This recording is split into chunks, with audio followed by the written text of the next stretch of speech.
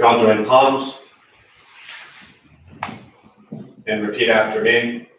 I take refuge in the Buddha. I take refuge in the Buddha. I take refuge in the Dharma. I take refuge in the Dharma. I take refuge in the Sangha. I take refuge in the Sangha. Keeping the palms joined.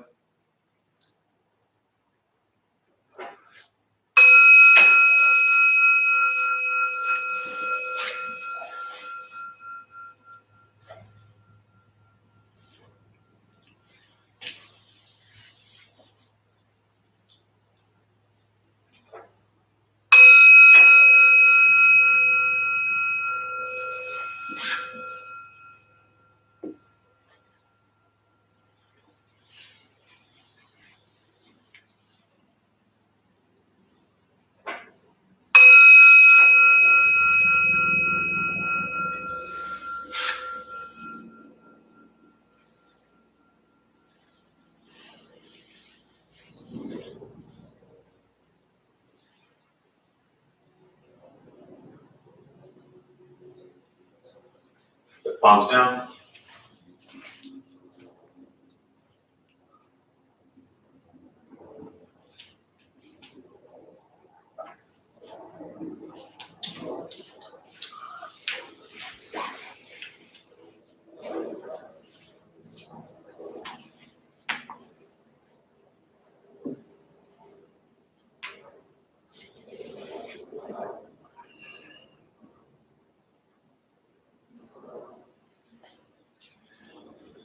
So, good evening, everybody.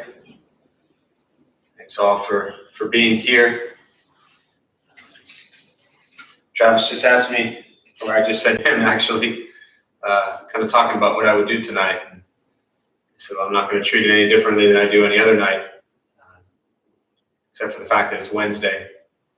And I usually lead Tuesdays and Saturdays. But it's good to sit with you all. Anyone joining us for the first time? Raise your hand. There's plenty of seats if you want to come forward, just kind of fill in. That'll leave room for those who may show up late. But it's really important just to develop a daily practice of sitting.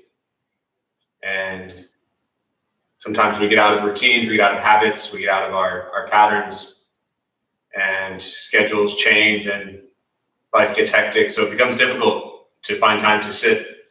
Ironically enough, many people have more free time than they've had their entire life, and maybe are finding less time to actually sit. So when we have times like this in our life, I think it is really important just to make sure you sit and that you take time every day to take care of your mind and emotions. And as we always talk about that way, everything we learn from a seated meditation practice, we can carry into our daily lives. Now, I've been saying this last week or so that for me, the Buddhist practice doesn't change no matter what's happening. The practice of think good thoughts, speak good words, do good deeds is what this practice is about. And for me as a practitioner, always focusing on the 6 paramitas: generosity, morality, patience, diligence, concentration, and wisdom. That's what's needed in our lives every day, regardless of what's happening. So as we begin to sit, and I'll guide us in a minute, maybe just hold that in your mind, just being aware of generosity and morality and patience and diligence, concentration, and wisdom, and how these things play out in your life on a day-to-day basis. So with that being said, let's start with a meditation practice. A couple things to tell you before we begin, especially for those who might be new. Nothing's going to happen to you. You won't float away.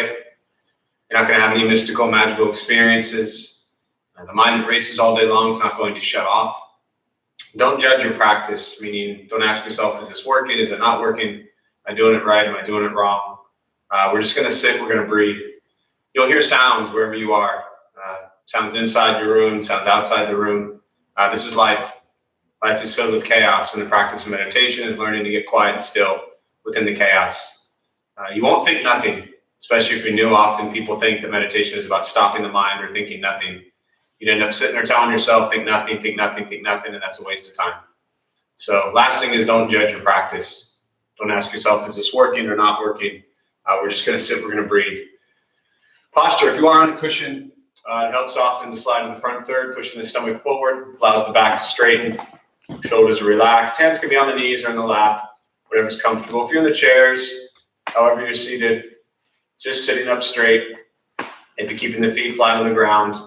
Again, shoulders relaxed, hands on the knees or lap. I'll suggest closing the eyes if comfortable or slightly open. Mouth is open or closed. I will guide us as we begin, and we'll settle into a little bit of silence.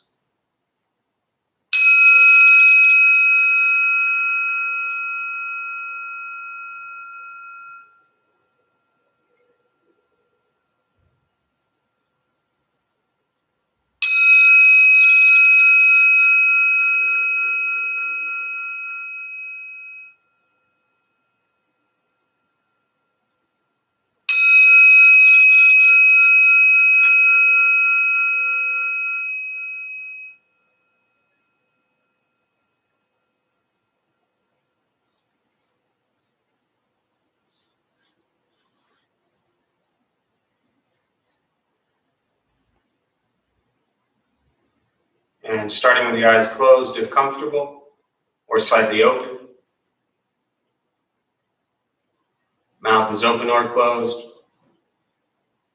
We'll start with taking 3 deep breaths slowly.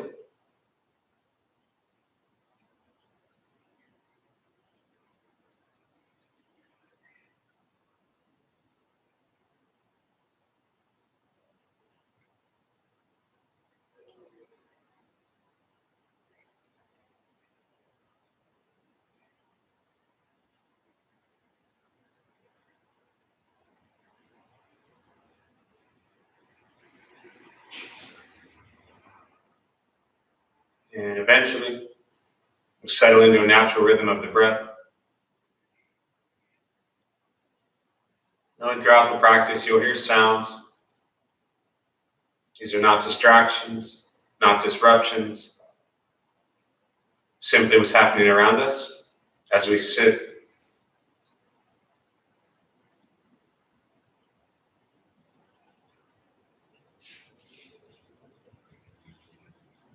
Noticing the mind as it wanders, jumping from thought to thought. We'll start with gently guiding the attention, focus, to the stomach or chest. Breathing in, feel them rise. Breathing out, they fall.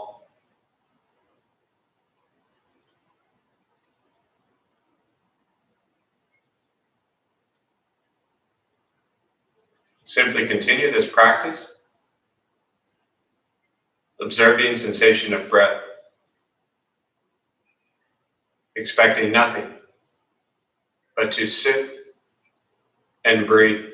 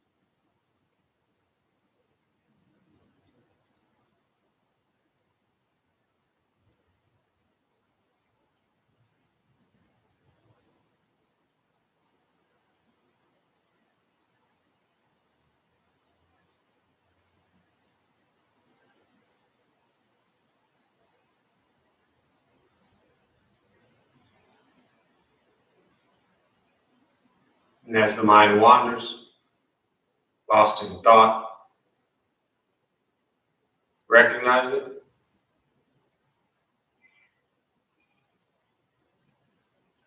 Release that thought.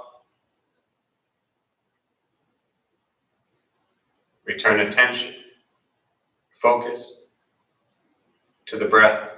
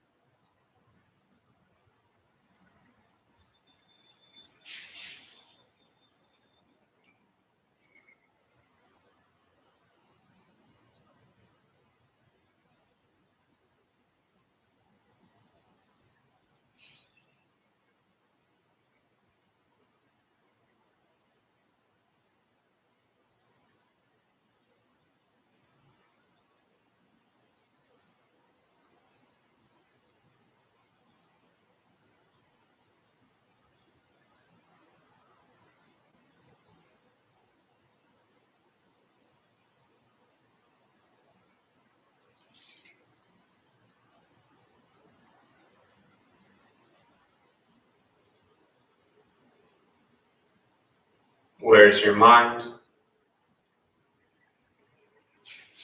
Lost in thought?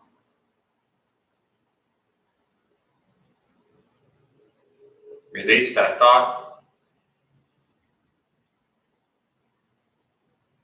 Return attention, focus to the breath.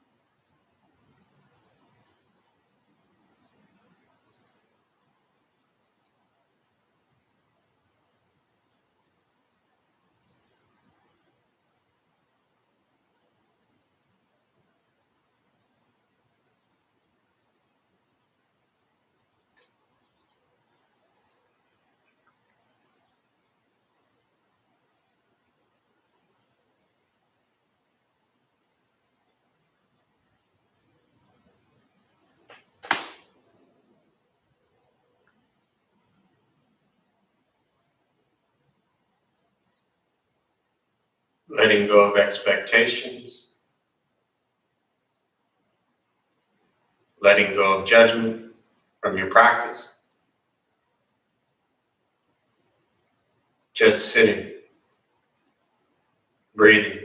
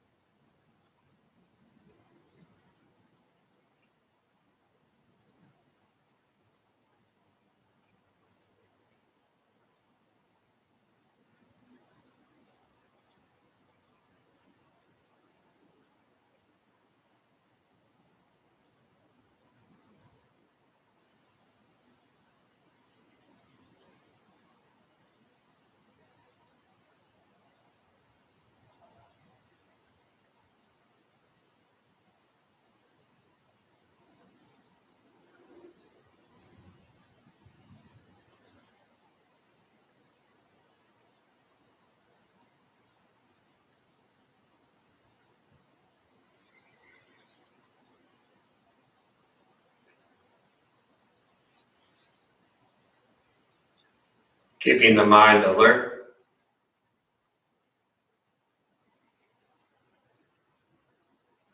Aware of each sound.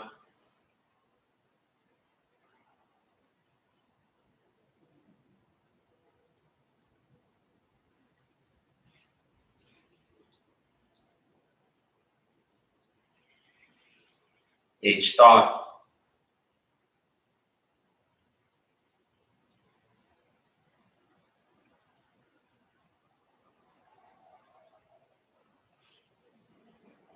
Each physical sensation.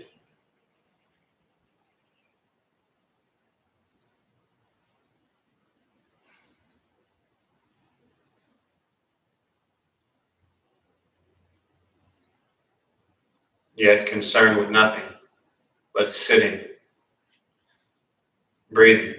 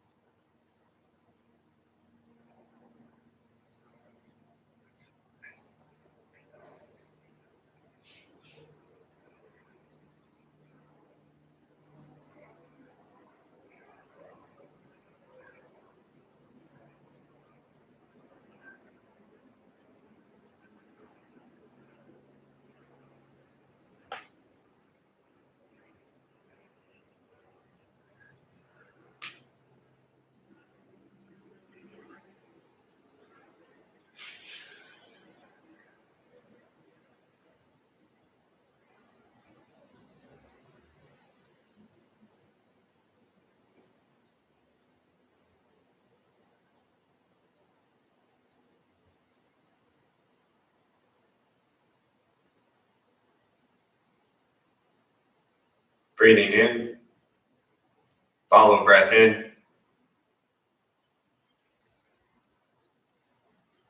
Breathing out, follow breath out.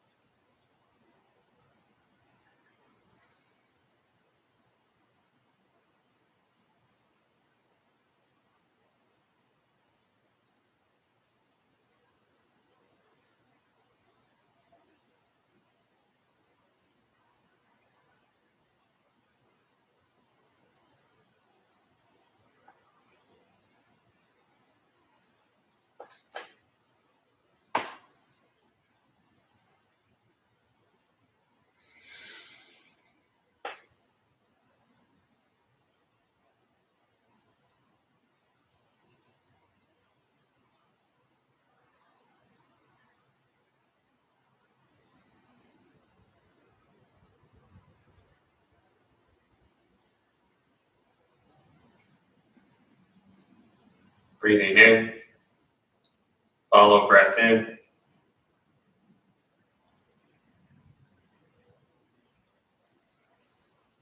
Breathing out,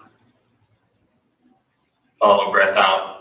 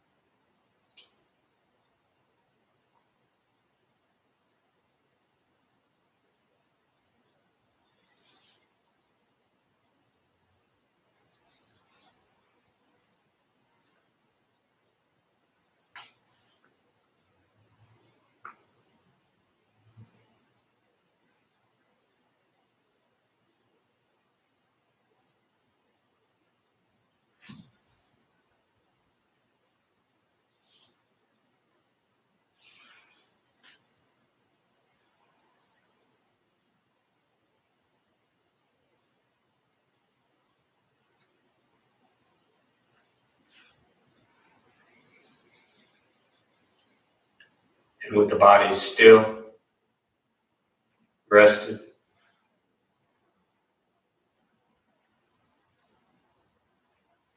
and the speech quiet, aware of all sounds,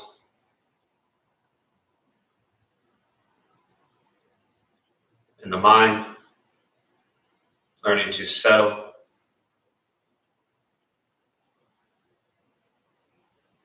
know what it's like to just sit and breathe, knowing with each breath there's nothing else to do,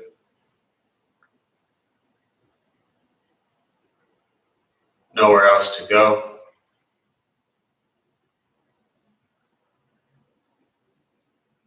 no one else to be. Everything beautiful, just as it is. Sitting, breathing.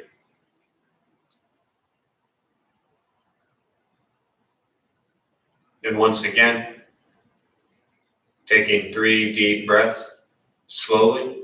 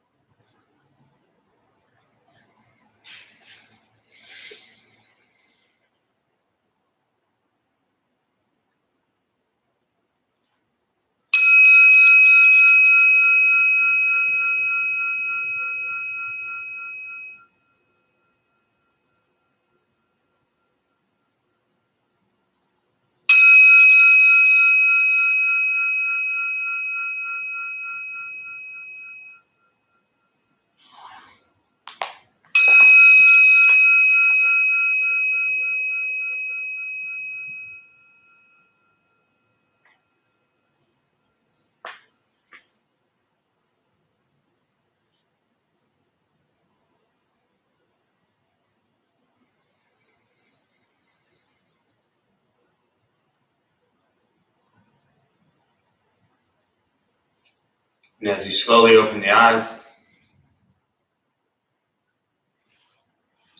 slowly begin to move. And most important, with the practice of meditation, is to recognize how you feel now, immediately after. Compare this to how you typically feel throughout your day.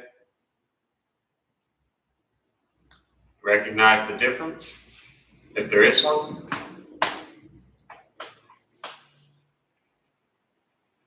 Ask yourselves how you prefer to feel every day for the rest of your life. And realize however you feel now, it's quiet, calm, still, or a busy mind, racing mind, whatever you're sitting with at this moment, has nothing to do with anything I said. It's nothing to do with how we sit and hold the hands or cross the legs. It's nothing to do with the sounds around us or anything else for that matter. It's everything to do with your own mind and your own mind's reaction to an external condition. This is what the Buddha called pratitya samuppada, dependent origination. This is the basis of the Buddha's awakening. The word Buddha simply means awakened. He was a human being no different than any one of us who began to understand why he suffered, why he got angry, sad, depressed, stressed, anxious. He began to understand the causal relationship of all phenomena. And what that means very simply for all of us, regardless of where we come from or what we believe in and where we think we're going, our whole life is filled with things that happen, and you react. More stuff happens, more reactions. That's what we get. The practice of meditation is learning what it's like to respond to something quietly, peacefully, still. Because for most of us, the way you responded to the last 20 minutes is quite different from how you respond to everything else that's happening throughout your days. And all you're working on is closing the gap where the way you feel now is closer to how you feel always. Just as driven, motivated, productive, successful, whatever that means to you in your respective lives. But with a mind that's steady, clear, focused, distracted by nothing, disturbed by no one. This practice is not easy. It's not necessarily fun. It is not an escape. It is direct perception into the present moment. And sometimes that present moment is extremely painful. Meditation is free. Buddhist practice is free. It's sitting, breathing, becoming aware of what you think, what you say, and what you do. And that's it. Often we try to complicate this practice, thinking that meditation is going to take us somewhere, or take us away from something, or fix everything, or solve all of our problems. It's not. It's going to help us be with things as they are. And once we stop trying to change, fix, control, manipulate everything and everyone around us, and we work on changing our mind and our reaction to the world around us, life gets simpler. But that's not easy. And that's why we call it a practice. You know, it's very interesting, and as much as I said that I'm treating this no differently than any other night, I guess I am treating it no differently than any other night, in that I'm just speaking on whatever I'm sitting with right now. And what keeps coming to my mind during the meditation that I kept wandering to, and then trying to come back, and then I kept wandering to, and then trying to come back, was the importance of community. Buddhism, we call that Sangha. It's part of the triple gem. The Buddha, the Dharma, the Sangha. The Buddha, the man himself who lived, but ultimately the Buddha nature that's within all of us, the enlightened being that's within all of us. The Dharma, which is the teachings that he left us, learning to be kind and compassionate to ourselves and others. And the Sangha, the community. And those are the people that at the time of the Buddha practiced together, and in a modern day today, it's still the same thing, the people that come together and practice. And it's really interesting because, you know, I'm used to sitting here with, 70, 80 people in this temple, and I'm sitting here with 2 other than myself. And it's fascinating to me because it doesn't feel any different. And what I mean by that is, as I sit here and I look at empty cushion, empty cushion, empty cushion, empty cushion, empty cushion, empty chair, empty bench, they look empty, but they're not.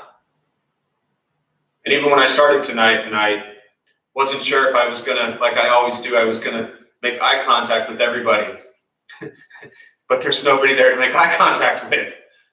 So then I looked at the camera and I realized that's where everybody is. And then I realized, no, they're all here. They're here, they're there, they're outside, it doesn't really matter. And all of a sudden I began to have this tremendous appreciation for every person over the last 14 years that ever walked in here. Because as I started to go around from cushion to cushion, I could almost see people, especially the most recent people that sit here, or where certain people sit. You all have your favorite spots you sit in, And I won't highlight any names because I don't want to leave anybody out, but I really started to kind of see and feel certain people that are always here. And it just gave me such an appreciation for the community that we together have built for 14 years. And the people that are here today, the people that have been here in the past, and the people that will be here in the future. And I always talk about, to me, Buddhist practice being about the mind and the heart. And often people ask questions about death and, very heavy topics. And my response is usually somewhere along the lines of people live in your hearts and they live in your minds. And that's where people are alive. And so even though we sit here in this, and I promise not to turn this into an emptiness talk, but even though we sit here in this kind of seemingly empty space, it's not empty at all. It's filled with everybody in all your hearts and all your minds that have created everything in this temple. And that's really beautiful. For those who are new, maybe to the word Sangha or what community is all about, is it's really being with people that practice together. They hold each other accountable. They hold each other responsible. They care for a space. They take care of each other. And they're really there to kind of guide you on your path and challenge you as you often want to do things that maybe wouldn't bring a sense of peace and kindness to your life or life of others. And so community is really, Sangha is really important. And it's really difficult during a time like this to keep a community going, especially when the Sangha is what so many people live for. So I don't know what the answers are yet. Like everybody else, we're just going one day at a time here. And I think it's just sitting here tonight. Again, one might think sitting without all of you, but I'm not sitting without all of you. I'm sitting with all of you. Those who are here, those who are not here. I think it's really important to continue to figure out how do you build and strengthen a Sangha and a community during a time like this, because this is your refuge. This is what keeps you sane. This is what keeps you inspired. This is what keeps you motivated. This is what keeps you away from staring at all the negativity that's out there, and there's a lot of it. But it's so important to find gratitude and appreciation and kindness in everything you're doing right now, because there's a lot of that. So with that, as always, I really just prefer to stop and respond to questions, meditation, Buddhist practice, anything that you're sitting with, and we'll go from there. So you can say it out loud. I probably won't hear you. So it might help if you have a question, you might want to try typing it on that thing that you're in front of right now. And our dear Bodhisattva friend Travis here will relay your messages and questions. So we'll just kind of open up to questions that you have and go from there.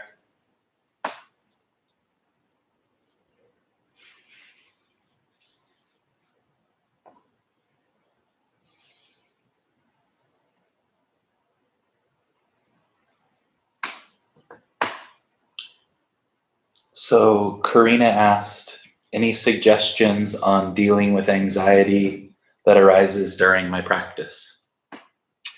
So I was about to repeat it, even though you're closer to the camera, so I probably don't need to repeat it. But the question is how to deal with anxiety as it comes up during your practice, correct? Yeah. I think first and foremost in dealing with anxiety, which you obviously already are, that's why you're asking the question, is to recognize it and to begin to understand, where is it coming from? Why is it there? And how does it make you feel? So probably in reverse order from that, when you label something as anxiety, there's a feeling that you have that is making you become aware of what you call anxiety. So first recognize that. What does it feel like? Is it, shortness of breath, tightness in your chest? Is it a kind of maybe mental panic? What are you feeling in that moment? And I think that recognizing the feeling of it and the sensation of it is extremely important first. So to me, that would be the first thing. You call it anxiety so quickly. We call it anxiety so quickly, but what does that feel like? The second thing is, where is it coming from? Meaning, and kind of why is it there is really second and third tied together. But where is it coming from in a sense of what is driving it? Is it fear-based? Is it based in worry, based in concern, based in pressure? Is it based in responsibilities? What is it that is causing the feeling of anxiety? And begin to recognize that and label that as well. And the third thing is, why is it there? Meaning, why is it so present in your life? What role does it play? Is it beneficial? Is it helpful? Would you be better off if it wasn't there? That's kind of an obvious question, but I think these are things to begin to recognize. How does it make you feel? Where does it come from? And why is it there? And then with all three of those things, ultimately what you begin to understand is that they're all impermanent. This is one of the core Buddhist teachings of impermanence. And that feeling you have, the sensation of anxiety, the feelings that are driving the anxiety, the awareness of it, and what you're doing with it will all fade away at some point in time. Now, I recognize that doesn't necessarily solve the anxiety while you're in it, but if you can actually begin to recognize there's this thing that's there, and it will go away, it actually helps anxiety subside a little bit. It's when we're in anxiety and we get into this panic mode and fear mode and we begin to think this is never going to go away, and then it just snowballs. So try to find some impermanence in all of that, knowing that it will go away, it won't stay, it's temporary. And that means it'll also probably return. But if you live with anxiety, you've been with it in the past, you can be with it in the present, and you can be with it in the future. And try not to let it completely destroy you. We say a lot in meditation or Buddhist practice just to be with it, to sit with it, things as they are. So be with the anxiety. Hopefully that's helpful.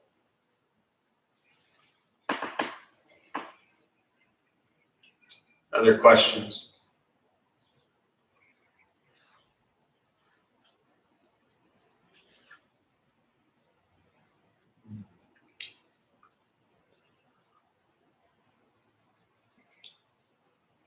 Brad asks, when is temple resuming? Not now. Or the other answer to that, when is temple resuming? Now. It's probably a better answer, or both. Temple has resumed. Temple's never left. Wherever you go, there you are. There's lots of great expressions around being with things as they are, but temples are just physical places. They're as impermanent as anything. Everything I just described in anxiety, the same thing applies to a temple. This temple has come together for a period of time, and there will be a time where it ceases to exist.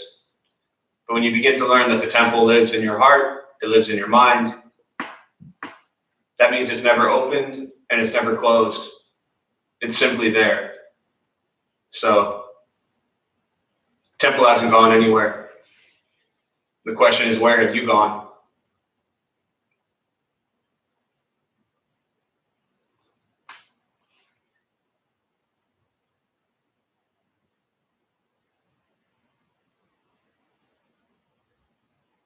Thanks for the question, Brad.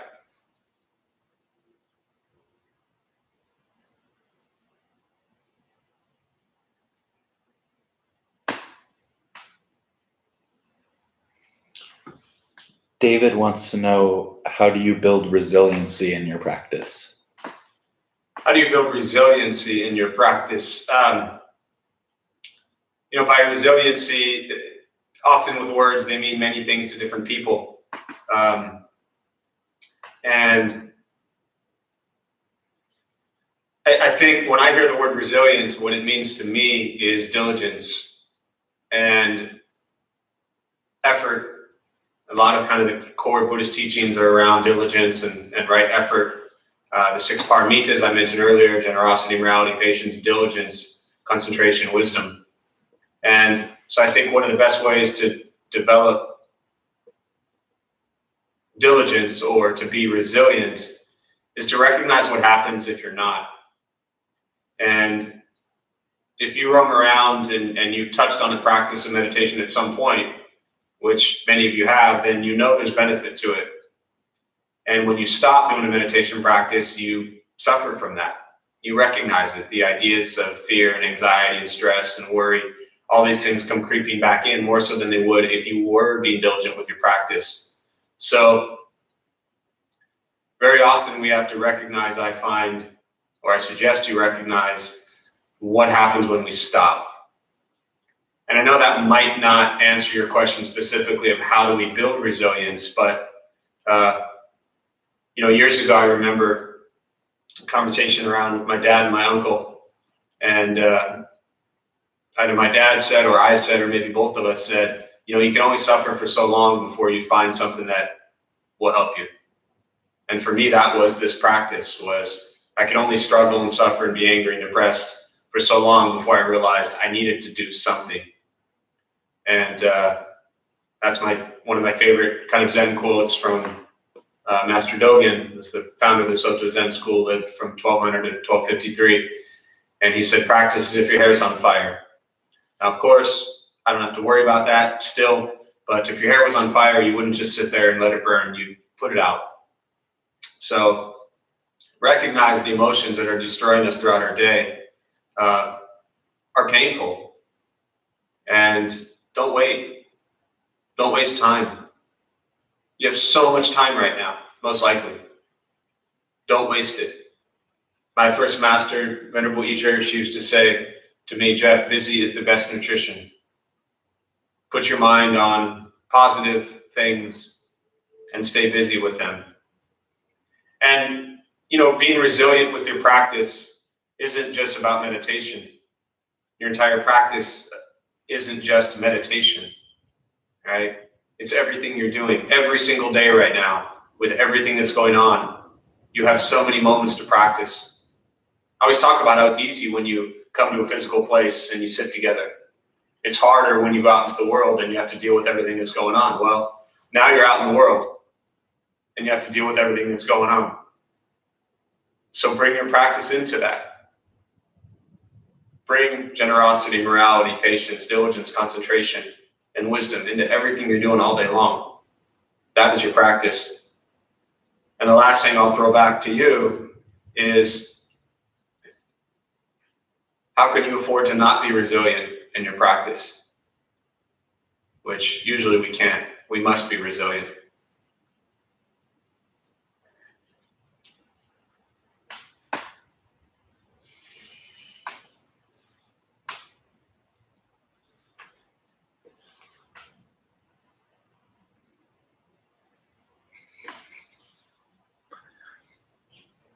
Lori is wondering if we'll be doing Metta next Wednesday.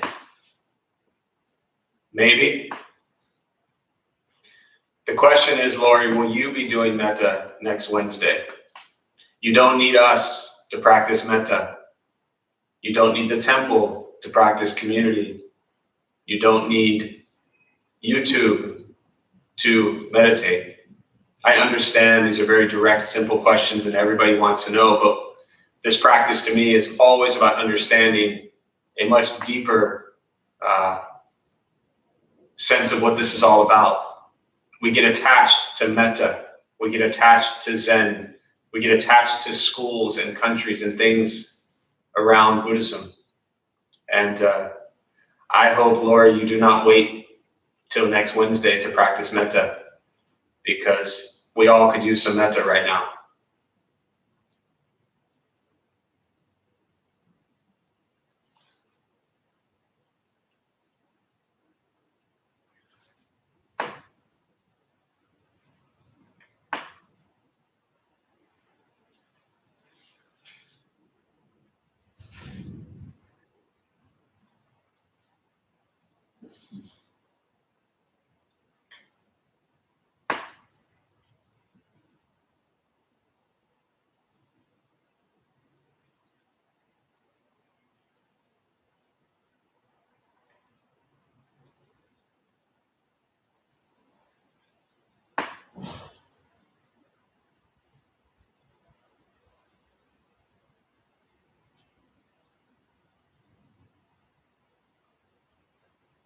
Other questions, thoughts, comments?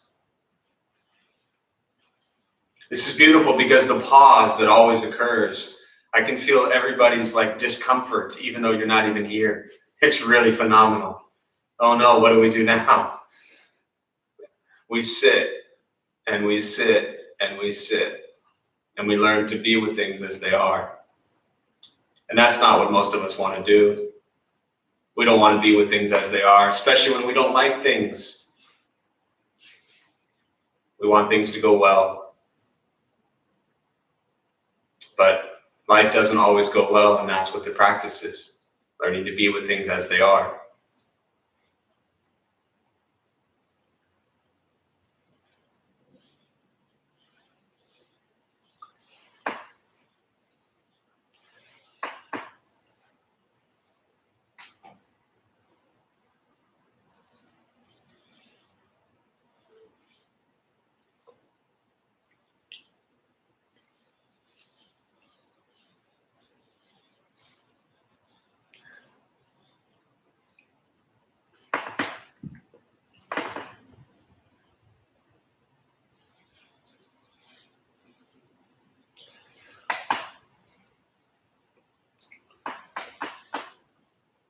Beth is curious if you have any ideas for ways to contribute to those in need in our community while we're stuck at home. Right. Ways to contribute to those who are in need while you're stuck at home. One thing you can do is send them metta. Send them loving kindness, send them compassion, send them prayer, send them well wishes. Another thing you can do is, and I might get to some tangible things in a minute, but I think these things are incredibly important as well. One thing you can do is send kindness and compassion and positivity in every form of communication that you have. The sense of fear and sense of panic that lives in everybody's hearts and minds is extremely dangerous. And so with all your forms of communication, whatever it may be, again, whether it's on the phone, whether it's in an email, whether it's on text, whether it's on social media, bring some positivity into the hearts and minds of those who are struggling the most. I think that's incredibly important right now. I get it, there are physical things that everybody needs. I don't have answers to those things. It's not what I study. It's not what I practice. I don't know how to physically go out and help people when we are inside our walls. But my guess is plenty of people do. They'll tell you how to help people physically if you want to know that. But my biggest concern is the hearts and minds of humans and all sentient beings. And that's really what's, I think, the start. If greed is consuming our world right now, then the way we overcome greed is generosity and giving. And again, that comes back to the nature of your question. What can we give? How can we help people? Open your mind, open your heart, and communicate some sort of positive love and compassion toward those around you. And people who are maybe more in tune with how to physically help, you'll find those people. So hopefully that's helpful on some level. But I really believe that the words that come to mind, the spirit, the morale, I think those things are really important right now. So.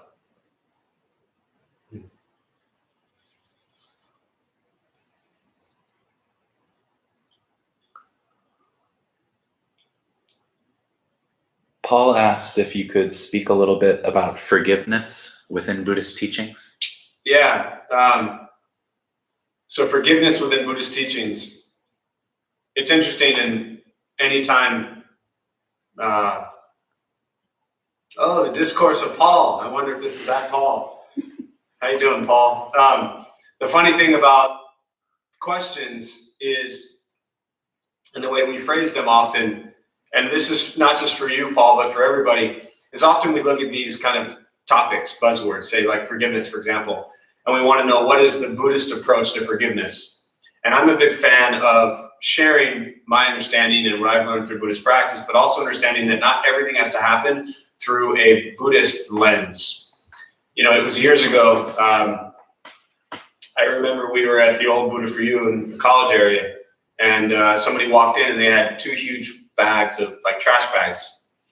And this has nothing to do with forgiveness, but I'll come back to that in a minute. And this person walked in and they had two huge bags filled with clothes, and they were smiling.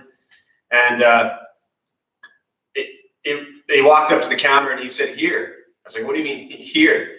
And he said, "Well, I emptied out my closet with all my old clothes and I want to give them to you." And I was like, I don't want your old clothes.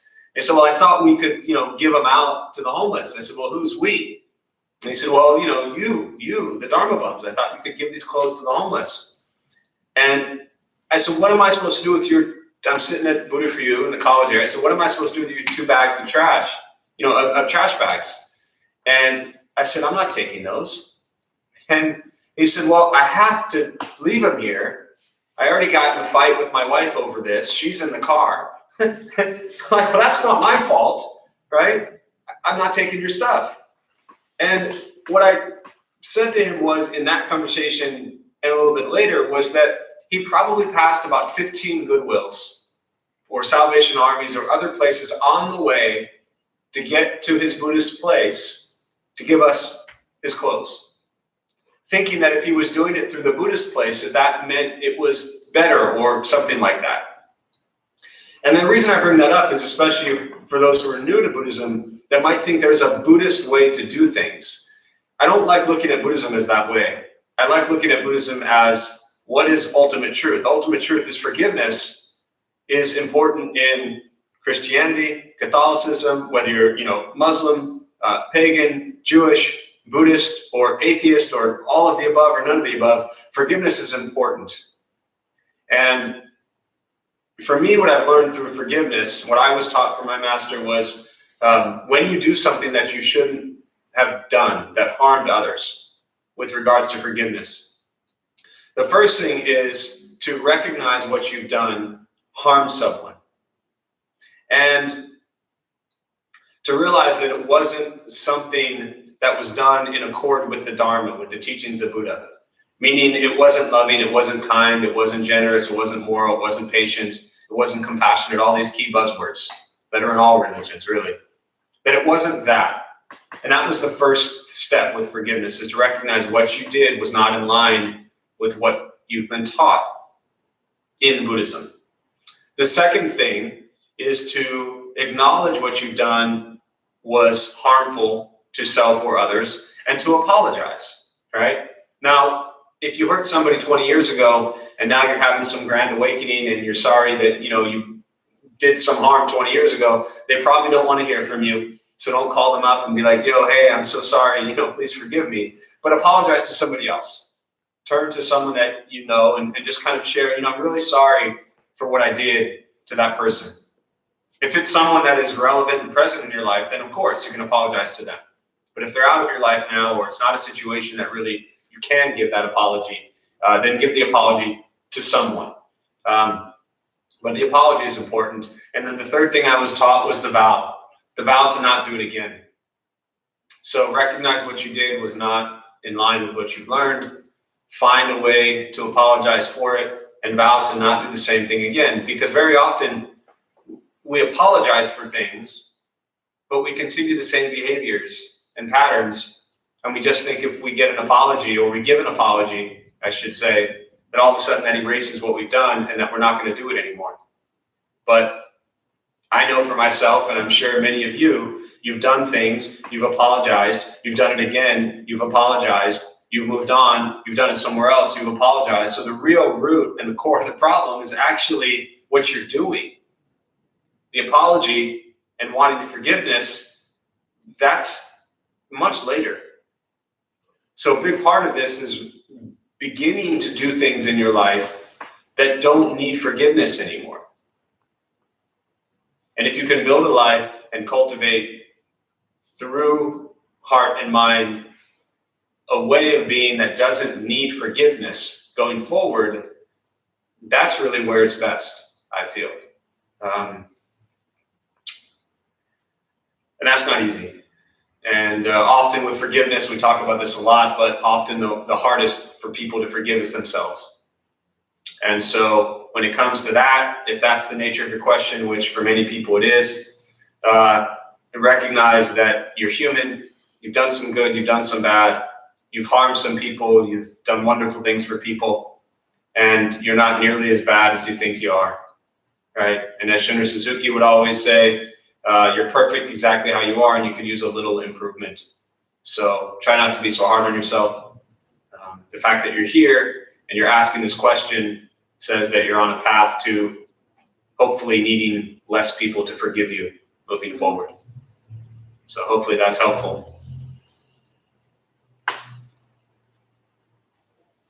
We'll do one more if there's one more. If not, we'll close on that. Anybody else have any final thoughts or questions or anything you want to share that I can potentially answer?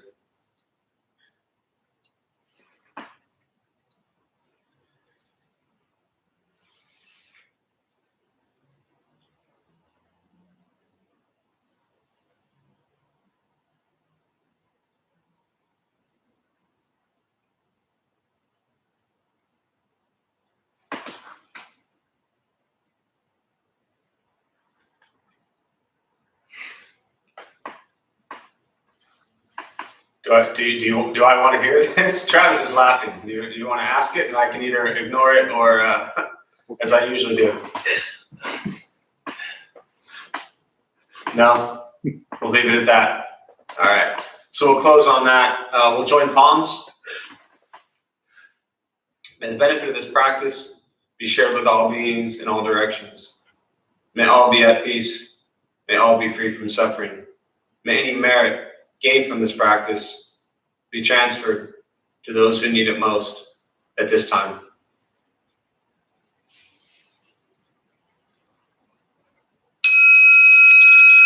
You can leave it on for a second.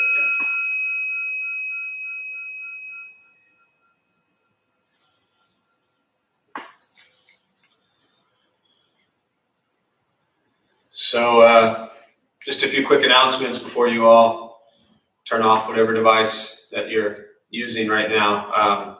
Thanks for being here. My name is Jeff. I'm a Dharma bum. We opened this temple about 14 years ago to introduce Buddhist practice and meditation to local folks. So those of us who lead, we're not monks, we're not nuns, we're not gurus, we're not masters, we're not teachers. We're not looking for students. We're just practitioners. We do our best to take our understanding of Buddhist teachings and put it into terms that hopefully make sense to those of you who show up. So every night we have typically different people leading meditation and Buddhist practices from different traditions. As I like to say, unenlightened folks leading other unenlightened folks. So everything we do is free, has always been free, will always be free. Back to the question earlier, a very practical question of, when is the Metta class going to be, or when is the temple open? As always, I respond to those things the same way I would if we were here, and just trying to look at a much broader perspective of things as opposed to a very concrete world that we tend to live in. But as far as our schedule, at this point in time, we will have the Tuesday night, Wednesday night, and Thursday night classes occurring, and the Saturday morning.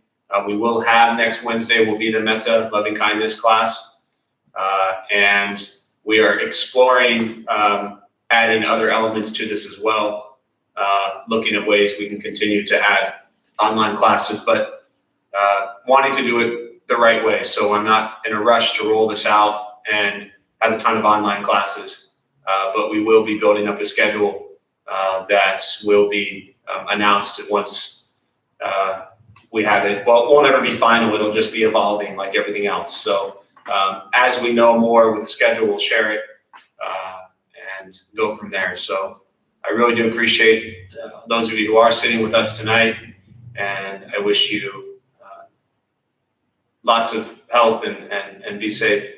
Thank you.